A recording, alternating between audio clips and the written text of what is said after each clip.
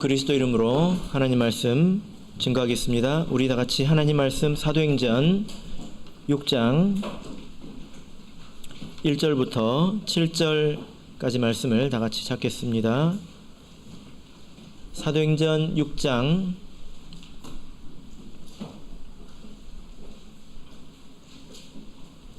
1절부터 7절까지 말씀을 저와 여러분이 한 절씩 교독하겠습니다. 1절. 그때에 제자가 더 많아졌는데 헬라파 유대인들이 자기의 과부들이 그 매일 구제에 빠짐으로 히브리파 사람을 원망한대.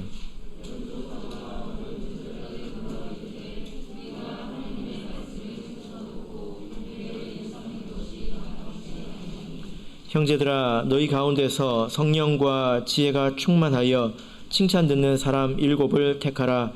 우리가 이 일을 저희에게 맡기고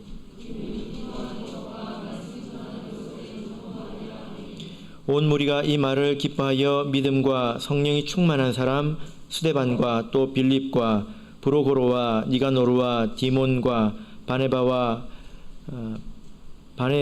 바메나와 유대교에 입교한 안디옥 사람 니골라를 택하여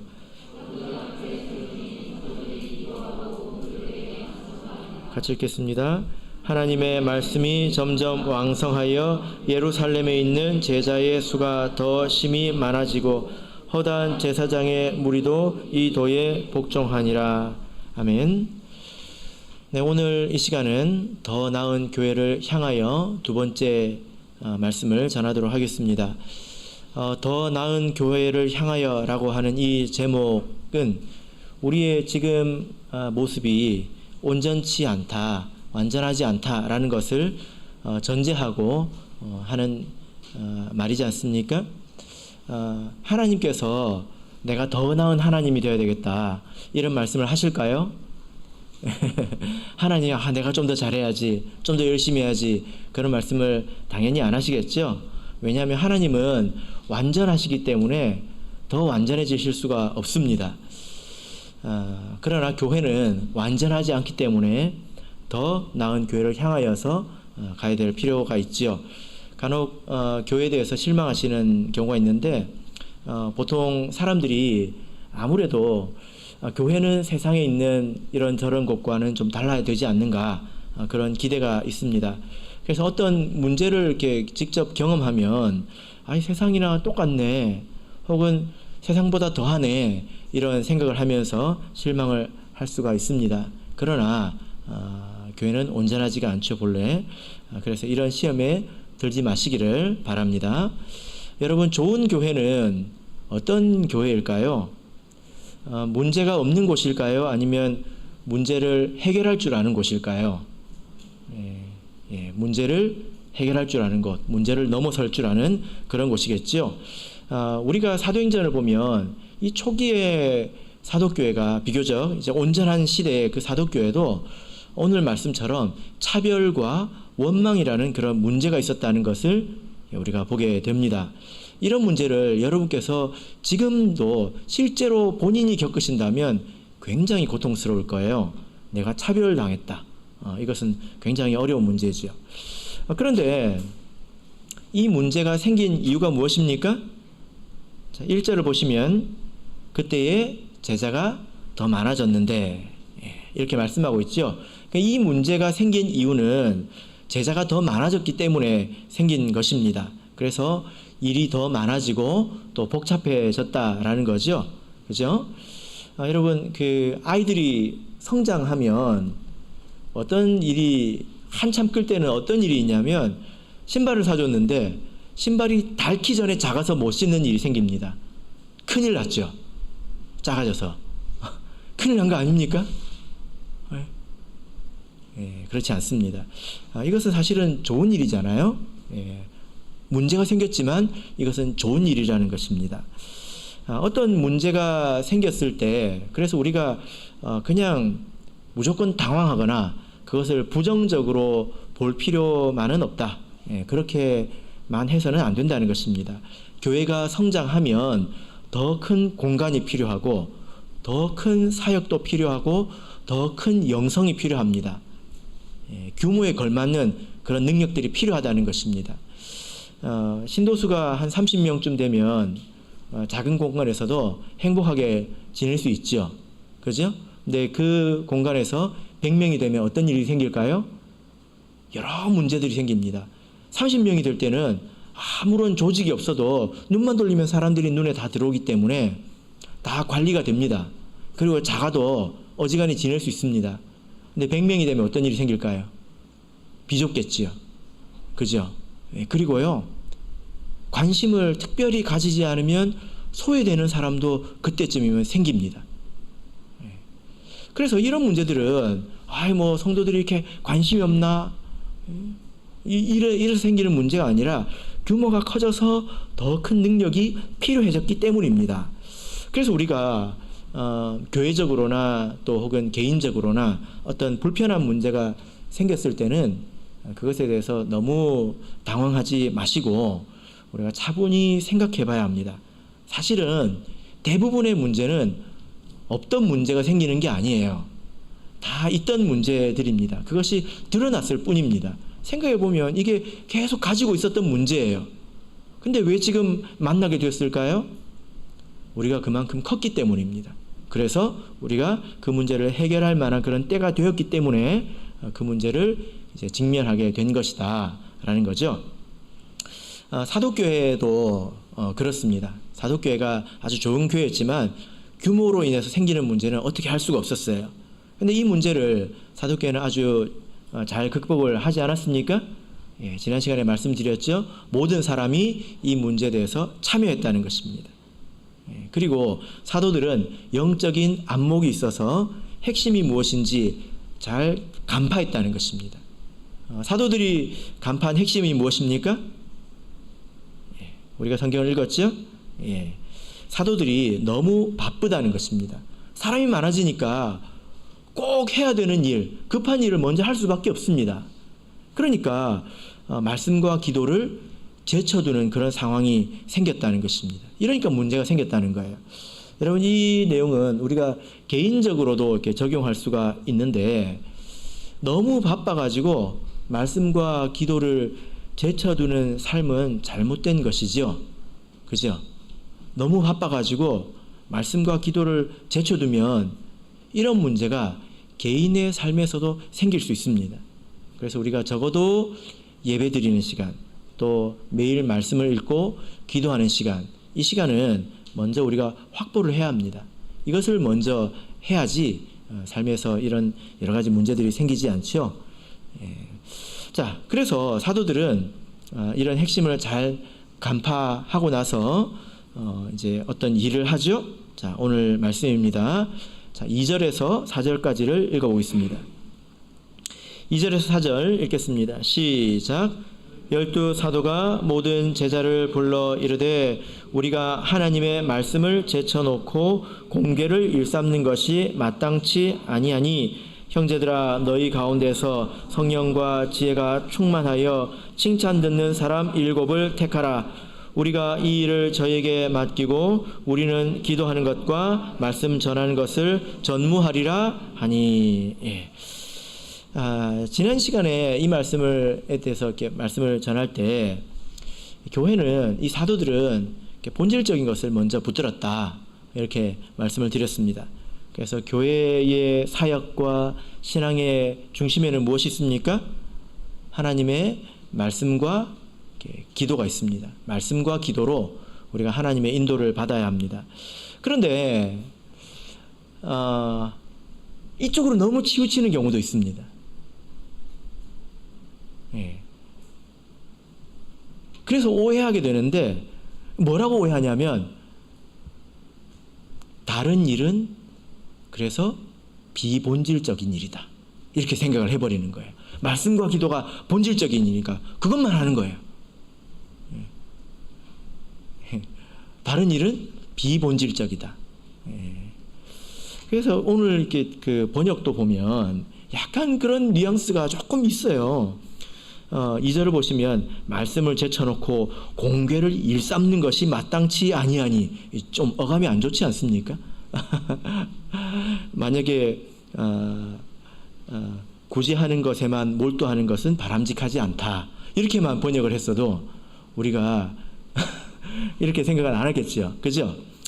예. 그러니까 이것을 오해해가지고 먹고 마시는 일, 또 행정적이고 사무적인 이런 일들은 별로 중요한 게 아니다. 그래서 비본질적인 것이고 언저리에 있는 일들이다. 이렇게 생각을 하는 것입니다. 심지어 성경도 인용을 하죠. 로마서 14장 17절을 보면 하나님의 나라는 먹는 것과 마시는 것이 아니요 오직 성령 안에서 의와 평강과 희락이다. 이렇게 말씀하고 있습니다. 하나님의 말씀은 뭐가 아니라고요? 먹는 것과 마시는 것이 아니다. 하나님 나라에서 먹는 걸 그렇게 막 열심히 하려고 하지 마라. 그냥 안식일에 라면 끓여 먹고 대충 빵으로 때우고 우리 말씀과 기도해. 힘을 쓰잖아. 예. 라면이라고 하니까 예를 좀 잘못 든 것 같네요, 제가. 근데 사실 이건 말씀을 잘못 인용한 것입니다. 이 앞뒤 말씀을 읽어보면 그런 뜻이 아니에요. 어떤 사람들이 반대로 신앙생활에서 뭐가 중요하다고 했냐면 고기를 안 먹어야 된다. 이렇게 이야기했습니다. 그게 거룩한 것이다. 그게 경건한 것이다. 이렇게 이야기를 하니까 바울사도가 하나님의 나라는 무엇을 먹는다고, 무엇을 마신다고, 무엇을 먹지 않고 무엇을 마시지 않는다고 풍성해지는 게 아니다 라고 이야기를 한 거예요. 요 구절만 딱 떼가지고 잘못 인용할 수 있죠. 그죠? 여러분, 우리가 신앙생활을 할 때 말씀과 기도, 그리고 나머지 행정적이고 사무적이고 사람들과 만나고 이런 일들을 별개로 구분하는 것은 아주 잘못된 것입니다. 아주 잘못된 것입니다. 왜 그러냐면요, 여러분, 세상에 많은 말들이 있지 않습니까? 또 많은 사상이 있습니다. 많은 종교가 있고 철학이 있고 사상이 있습니다. 또 유튜브에서 자기 나름대로의 것을 많이 풀어내는 그런 강연하는 사람들도 있죠. 뭐 대인관계라든지 뭐 이런저런 문제에 대해서 많은 말들이 세상에 있습니다. 그런데 그런 말들을 들어보면 다 그럴싸해요. 뭐 여타의 종교든 뭐 어떤 종교든 다 들어보면 다 그럴싸합니다. 그런데 그 말들과 하나님의 말씀과 다른 점이 여러분 뭐라고 생각하십니까? 뭐라고 생각하십니까? 세상에 있는 생각들은, 또 세상에 있는 말들은요, 그 말대로 되지 않습니다. 그리고 그 말은 사실은 실천할 수 없는 말들이에요. 이렇게 하면 좋아진다, 저렇게 하면 좋아진다 라고 해서 듣기는 되게 좋은데 하려고 하면 할 수 없는 말들이 많다는 것입니다. 그리고 그렇게 해도 그렇게 이루어지지 않는 말이 많다는 거예요. 말에 약속이 없다는 것입니다. 그래서 듣기 좋은 말만 무성하고 또 공허하다는 것입니다. 그런데 하나님 말씀은 어떻습니까? 하나님 말씀은 어떻습니까? 하나님께서 가장 처음 말씀하신 게 뭐죠?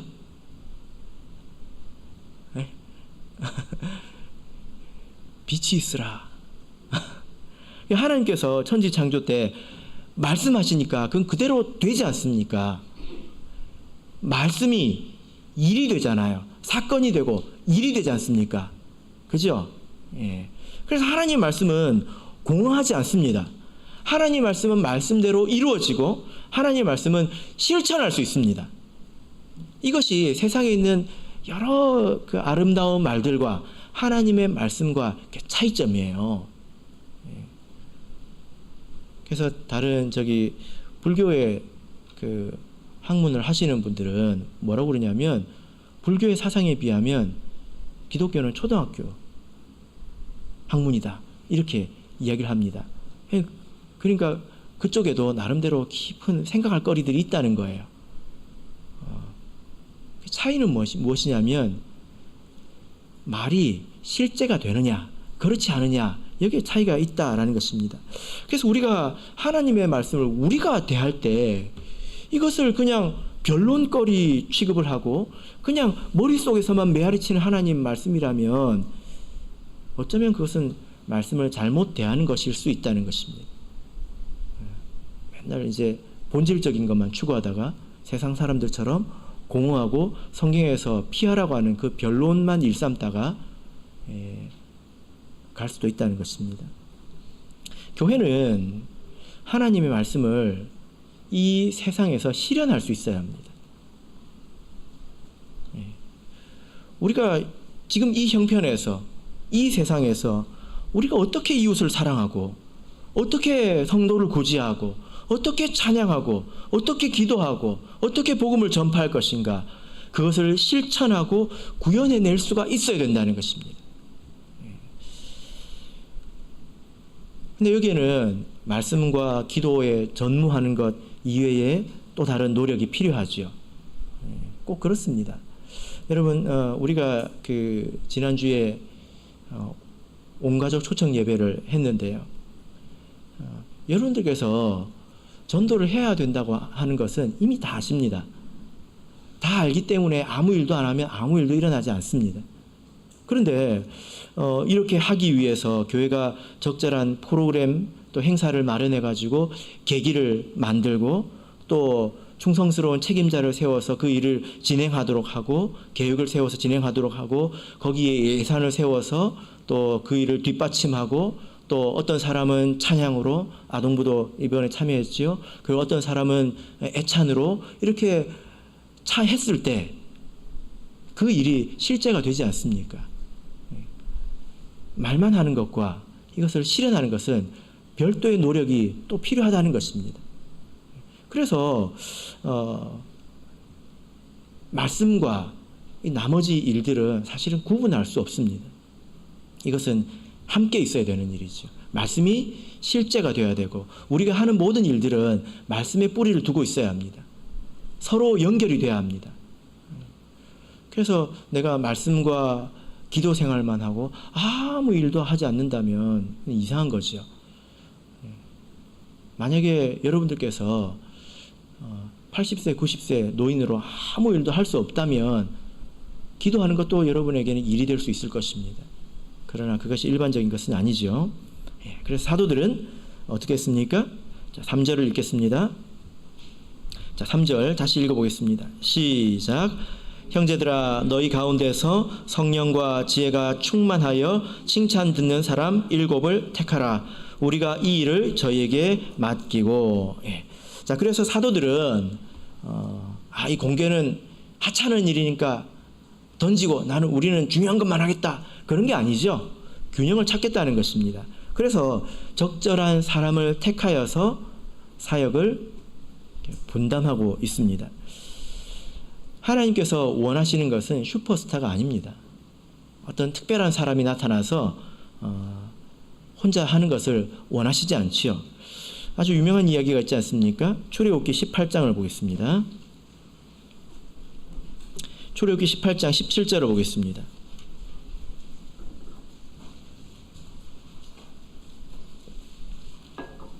출애굽기 18장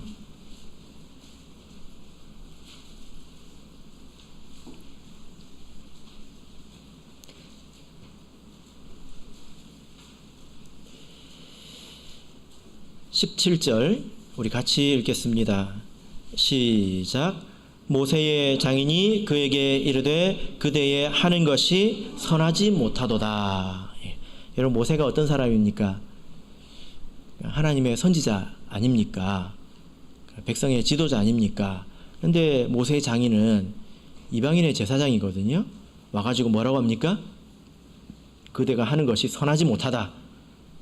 악하다는 것입니까? 여기서 선하다는 것은 좋지 않다는 거예요. 나쁘다는 것입니다. 선악의 개념이 아니라 좋지 않다, 나쁘다, 방식이 나쁘다는 것입니다. 어떤 일을 말하고 있죠? 자, 13절을 보면 이튿날 모세가 백성을 재판하느라고 앉았고 백성은 아침부터 저녁까지 모세의 곁에 섰는지라. 무엇을 말하고 있습니까? 모세 혼자 모든 일들을 지금 다 하고 있잖아요. 그죠? 그런 모습에 대해서 좋지 않다, 나쁘다 이렇게 말하고 있는 것입니다. 그래서 사도들도 사역을 분담한 거죠. 여러분, 교회도 마찬가지인데요. 우리 교회가 목회자에게 너무 의존하는 것 결코 좋지 않습니다. 그리고 또 한편으로 소수의 희생적인 헌신으로 교회가 지탱되는 것도 결코 선하지 않습니다. 희생하는 사람들은 굉장히 열심히 하고 지나치게 열심히 하고 가정도 돌보지 않고 열심히 하고 다수는 주머니에 손 꽂고 있고, 그것은 결코 좋지 않습니다. 왜 그럴까요? 만약에 목회자에게 지나치게 의존한다면 그 사람이 사라지면 교회는 그 일을 지속할 수가 없겠지요. 계속 새롭게 일을 하게 될 것입니다. 그리고 소수의 사람이 지나치게 헌신한다고 하는 것은 반대로 많은 사람들이 자기의 책임을 다하지 않는다는 것입니다. 그래서 그것도 나쁜 것입니다. 내가 다른 사람이 짐을 대신 져주면 그 사람으로 죄짓게 하는 것 아닙니까? 그래서 때로는 구멍이 나도록 내버려 둘 필요도 있어요. 그래야 다 책임을 느끼니까. 그렇게 할 필요도 있습니다. 그래서 어떤 소수의 힘으로 교회가 지탱되어 가는 것은 그것은 연명하는 것이지, 교회가 발전적인 교회는 절대 그렇게 되지도 않습니다. 우리 교회는 많은 그 사역 기관이 있잖아요. 또 여러 일꾼들이 있습니다. 임원들도 있고 신도회도 있고 또 교회 교육 교사들이 있고 또 성가대가 있고 또 애참부가 있습니다. 여러분, 그곳은 놀이터가 아닙니다. 놀이터가 아닙니다. 그럼 어떤 터전입니까? 하나님께서 나에게 주신 일터지요. 그죠? 그래서 내가 하나님의 말씀을 들어서 그 정신을 배워서 내가 속한 자리에서 그것을 구현하는 것입니다. 그게 내 책임이에요. 이래라, 이건 이렇게 하세요, 저건 저렇게 하세요, 이걸 다 알려줄 수가 없잖아요. 내가 하나님의 말씀을 배워가지고 그 정신을 익혀서 각자 맡은 자리에서 그것을 실현하는 것입니다. 그게 교회입니다. 그러면 한두 사람이 빠졌다고 해가지고 교회가 흔들리거나 그러지 않아요. 우리 교회에 신도회가 있는데, 신도회는 교회 속에 작은 교회라고 말씀을 드렸습니다. 그래서 이 소그룹을 통해서 우리 성도들을 양육하지 않습니까? 더 세밀하게 성도를 이렇게 보살필 수가 있습니다. 제가 한 사람을 지도하려면 시간이 제법 듭니다.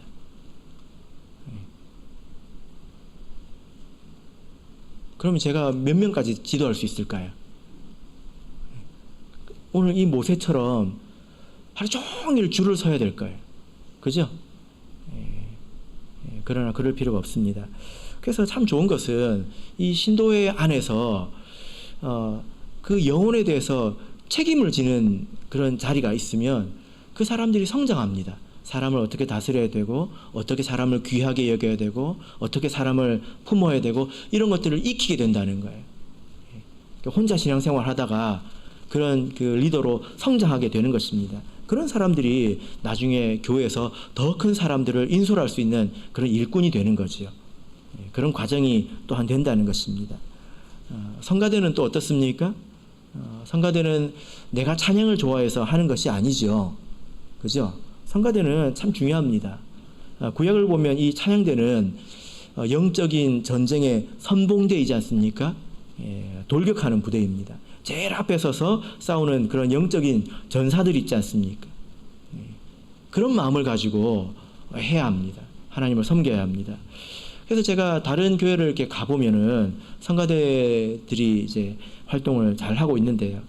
그 중에 참 때로 눈에 띄는 아름다운 모습은 뭐냐면, 가끔씩 그 성가대 안에 백발이 있다는 것입니다. 백발이. 머리가 하얗게 되도록 거기서 찬양을 하는 모습을 보면 참 아름답습니다. 그런데 그것이 더 아름다우려면 그분은 더 순종하고 더 모범적이어야 되겠죠. 그죠? 순종하고 모범적이지 않으면서 그 자리에 있는 것은 놀이터가 되는 것입니다. 더 모범적이고 더 순종할 때 그것이 정말로 훌륭하고 아름다운 것이 되는 것입니다. 이렇게 우리 신도회든 또 성가대든 또 교사의 직분이든 우리의 책임이 무엇입니까? 내가 들은 말씀을 그 자리에서 구현하는 거예요. 내가 말씀을 이렇게 배웠는데 이것을 여기서 어떻게 하면 좋을까? 만약에 여러분들께서 사모하는 마음이 있으면 그런 것들이 생각이 나고 눈에 들어올 거예요. 제가 방금 찬양을 하면서 그 사회자석을 보면서 저기 밑에다가 바퀴를 달면 좋겠다 그 생각을 했습니다. 왜냐하면 성가대가 발표할 때 좁더라고요. 그죠? 어떻게 하면 좋을까? 근데 제가 이걸 쳐다보는데 저 밑에 바퀴를 4개를 사가지고 달아놓으면 밀고 다닐 수 있겠다 이런 생각을 했습니다. 여러분 눈에 보이셨나요? 누구 책임이죠 이런 것들이? 여러분들의 책임입니다. 내가 맡은 신도에서.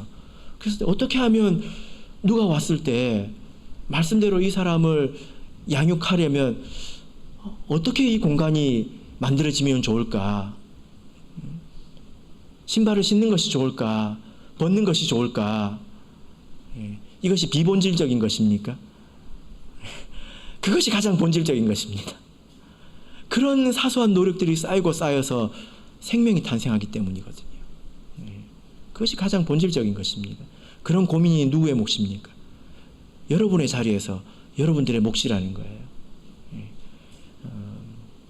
하나님께서 우리 모두를 부르실 때 스포츠 게임의 관람자나 혹은 심판으로 부르시지 않았습니다. 우리가 축구를 보면서 우리는 국가대표도 판단하잖아요. 그죠? 국가대표도 잘하네 못하네 판단하지 않습니까? 우리가 신앙생활을 그렇게 하면 안 됩니다. 하나님께서 우리를 관람자나 심판으로 부르신 게 아니라 우리를 각각의 책임자로 부르셨다는 거예요. 그러면 말씀을 지금 배우셔가지고 그 자리에서 이 말씀이 실제가 되도록 하십시오. 그것이 가장 본질적인 것입니다. 하나님께서 그래서 이 사도들을 통해서 여러 명의 일꾼들을 세웠죠. 자, 본문으로 돌아가겠습니다. 자, 본문 5절 6절 읽겠습니다. 5절 6절 같이 읽겠습니다. 시작. 온 무리가 이 말을 기뻐하여 믿음과 성령이 충만한 사람 스데반과 또 빌립과 브로고로와 니가노르와 디몬과 바메나와 유대교에 입교한 안디옥 사람 니골라를 택하여 사도들을 앞에 세우니 사도들이 기도하여 그들에게 안수하니라. 아멘. 만약에 여러분들께서 이제 마음이 뜨거워져 가지고 내가 이것에 헌신해야지, 내가 저것에 헌신해야지 하면 사고가 날 수 있겠죠. 여기 보면 그 일을 아무에게나 맡기지 않았습니다. 자, 3절을 이렇게 보시면 사람들을 뽑는 그 방식이 나오는데 7명의 일꾼을 뽑았잖아요. 그 7명의 일꾼을 뽑을 때 어떻게 뽑았는지 한번 여러분 보십시오. 누가 뽑았습니까? 이것이 유다의 자리를 대신한 마띠아를 뽑을 때와 무엇이 다릅니까? 마띠아를 뽑을 때는 어떻게 했죠? 제비를 뽑았죠. 여기서는 누가 뽑았습니까? 누가 택했습니까? 5절을 보시면 온 무리가 택했다고 하고 있습니다. 그러니까 사람을 세우는 방식은 여러 가지가 있을 수 있다는 거예요. 임명할 수도 있고, 그리고 투표를 할 수도 있고, 또 제비를 뽑을 수도 있습니다. 그러나 지금 한 가지 공통점은 기준이 있다는 거죠. 그때도 마띠아를 뽑을 때도 이런 것에 합당한 사람이 되어야 된다. 그 기준이 있었죠. 그리고 어떤가요? 여기서도 기준이 있습니다. 그 기준이 무엇입니까? 성령이 충만한 사람, 그리고 지혜가 충만한 사람, 그리고 칭찬받는 사람, 이것입니다. 이런 기준에 합당한 사람을 뽑아서 끝났습니까? 아니죠. 6절을 보면 사도들이 그들에게 안수해서 그들을 세웠습니다. 이렇게 과정이 됩니다. 만약에 이런 그 자질을 갖추지 못한 사람이 하나님을 섬긴다면 모든 사람이 기뻐하지 않겠지요. 그럼 모든 사람이 기뻐할 만한 이런 선택을 했다는 것입니다. 우리가 그런 사람이 되어야 될 텐데, 자 여러분, 이 세 가지 기준을 우리가 생각하면서 우리가 이것에 합당한 그런 사람이 되어야 될 것입니다. 첫 번째는 무엇입니까? 성령이 충만한 사람. 어떤 사람이 성령이 충만한 사람인가요? 성령이 충만하다고 하는 것은 지배력을 말합니다. 지배력. 무엇이 그 사람을 이끌어 가는가? 우리가 내가 막 사는 것 같아도 사실 사람은 피조물이기 때문에 어떤 것에 끌려갑니다.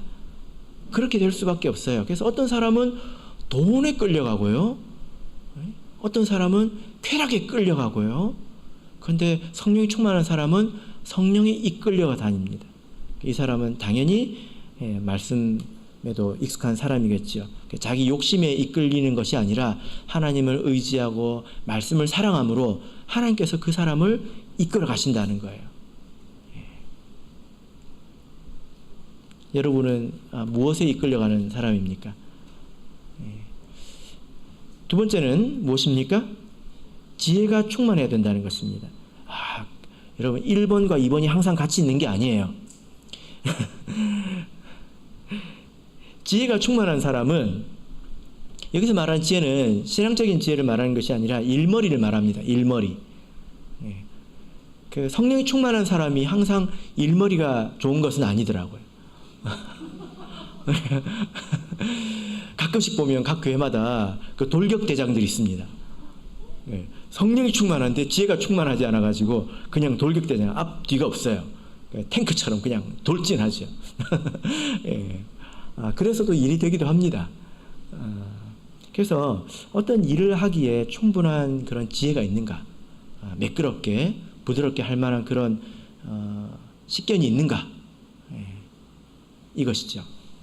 세 번째는 어떤 것입니까? 칭찬받는 사람. 칭찬을 받는다고 하는 것은 사람들에게 인정받았다는 것입니다. 다른 사람들에게 인정받는다고 하는 것, 하나님께 인정받는 것이 중요하지 왜 사람들에게 인정받는 것이 중요할까요? 여러분이 한번 생각해 보시길 바랍니다. 사람에게 인정받는 것이 아주 중요합니다. 왜냐하면 그 사람들을 인도해야 되기 때문이죠. 그죠? 사람에게 인정받지 못했다면 조금 기다려야 합니다. 그렇게 해서 뽑힌 사람이 이제 7명의 일꾼입니다. 이 사람들을 7장에서 보면 보통 이 사람들을 7집사라고 이야기를 하는데 7장에는 집사라는 말이 등장하지 않습니다. 그래서 이 사람들을 자 우리가 이제 집사를 뽑자 해가지고 뽑은 게 아니지요. 이런 일을 하는 사람을 뽑자 해놓고 나중에 그것이 이제 집사가 되었다라는 것입니다. 여러분 이 일의 결과가 뭐죠? 이렇게 사역을 분담했을 때 7장을 보면 아주 아름다운 그런 결론이 일어납니다. 자, 7절 한번 읽어보겠습니다. 7절 읽겠습니다. 시작. 하나님의 말씀이 점점 왕성하여 예루살렘에 있는 제자의 수가 더 심히 많아지고 허다한 제사장의 무리도 이 도에 복종하니라. 자 여러분 지금 여기서 7명을 뽑았는데 여러분 한번 생각해 보세요. 여러분들 같으면 더 잘할 수 있을 거예요. 지금 사람이 수천 명입니다. 근데 7명 뽑았어요. 여러분들 같으면 더 나은 어떤 그런 체계와 조직을 만들 수 있지 않을까요? 자신 없어요?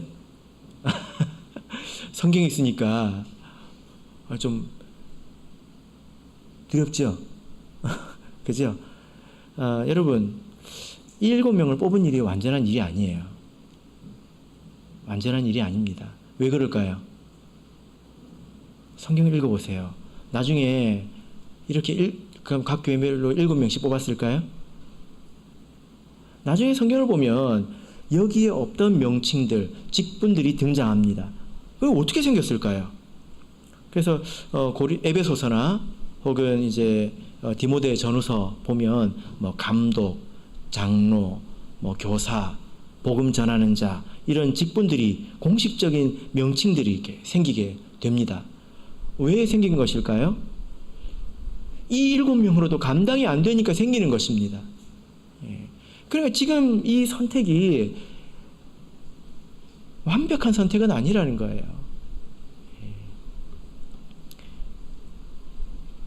그러나 이때 이런 필요가 있었고, 또 이 사도들이 기도하면서 지금 어떻게 하면 좋을까, 그 지혜를 모아서 이렇게 일꾼을 세웠을 때 하나님께서 거기 함께 해주신 것이죠. 그죠? 예. 그래서 이 말씀을 보고 이 성경에 7명 뽑았으니까 우리도 7명 뽑자, 이렇게 말할 수 있습니까? 좀 과격하게 보자면 그렇게 주장하는 사람이 있을 수 있습니다. 7명만 뽑자.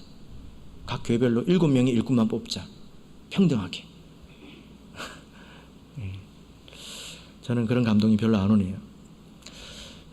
여러분, 우리가 7절을 읽었는데 이 말씀에 이 말씀 잘 읽어보십시오. 하나님의 말씀이 점점 왕성하였다. 이것이 결론인데 왜 하나님의 말씀이 왕성했다고 말하고 있습니까? 왜 하나님의 말씀이 왕성했습니까? 사도들이 말씀과 기도에 전무했기 때문입니까? 공개하는 일은 이제 공개하는 일 일삼는 것이 합당하지 않기 때문에 제쳐놓고 말씀과 기도에 전무했기 때문에 그렇습니까? 여러분, 만약 그렇다면 우리 일 다 안 하고요, 말씀과 기도에만 우리 한번 전무해 봅시다. 우리가 그럼 정말 우리가 복음이 하나님의 말씀이 흥황하는지 한번 해봅시다. 그럴까요? 이 말씀은 잘못 읽은 거죠. 그러면 훌륭한 일꾼들을 뽑았기 때문입니까? 역시 사람을 잘 뽑아야 돼, 그런 것입니까? 그것도 아니죠. 정확한 말씀이 있었고 또 헌신적이고 지혜로운 일꾼들이 그 말씀을 현장에서 구현했기 때문입니다. 이것이 같이 있었다는 거죠. 말만 무성하지 않았습니다. 교회에 현수막만 걸려있고 아무도 일하지 않고 말만 무성한 것이 아니라, 또 한편으로는 말씀 없이 무엇이 하나님의 뜻인지 정신인지 생각해보지도 않고 그냥 마구잡이로 열심히 일하는 그런 것도 아니었습니다. 이 두 가지가 같이 있었죠. 그죠? 이것이 태초에 하나님께서 말씀으로 창조하신 것처럼 하나님의 말씀이 지금 이 시대에 우리를 통해서 현실이 되는 것입니다. 이제 찬바람이 조금씩 불기 시작합니다. 찬바람이 더욱더 차가워지면 이제 내년에 교회에서 봉사할 일꾼들을 섭외도 하고 임명도 하고 이제 투표도 합니다. 조만간에 그 계절이 오죠. 임원의 임기는 내년까지이지만 신도회라든지 교사라든지 여러 사역기관의 책임자는 1년에 한 번씩 이제 임명하지 않습니까? 뽑는 방식은 여러 가지예요. 임명할 수도 있고 투표할 수도 있고 여러 가지 방식으로 할 수 있습니다. 가장 적합한 방식을 택할 것입니다. 그러나 중요한 것은 그 일을 할 만한 합당한 사람이 있어야 된다는 거예요. 그죠? 이렇게 뽑고 저렇게 뽑고 제비를 돌려서 뽑든 어떻게 뽑든 성령이 충만하고 지혜가 충만하고 칭찬 듣는 사람이 있어야 된다는 것입니다. 그래서 우리가 그런 사람이 되도록 노력해야 되겠습니다. 이런 선출이 인기 투표가 되어서도 안 되고 또 반대로 폭탄 돌리기가 되어서도 안 됩니다. 정말로 하나님께서 싫어하실 겁니다. 우리는 이것을 이렇게 중요한 하나님의 손과 발로 여기고 이 일에 또 임해야 되겠죠. 말씀의 결론 맺겠습니다. 우리 교회가 더 나은 교회가 되어야 되겠죠. 더 나은 교회로 우리가 가기를 원합니다. 그러기 위해서 우리가 무엇에 힘써야 될까? 사도교회의 말씀을 통해서 답을 얻었습니다. 맡겨지는 일에 충성하고 하나님의 말씀과 기도로 인도하심을 받아서 그 현장에서 실천하고 구현하시는 하나님의 백성이 되시기를 예수 그리스도 이름으로 축복합니다. 우리 다 같이 찬송하겠습니다. 370장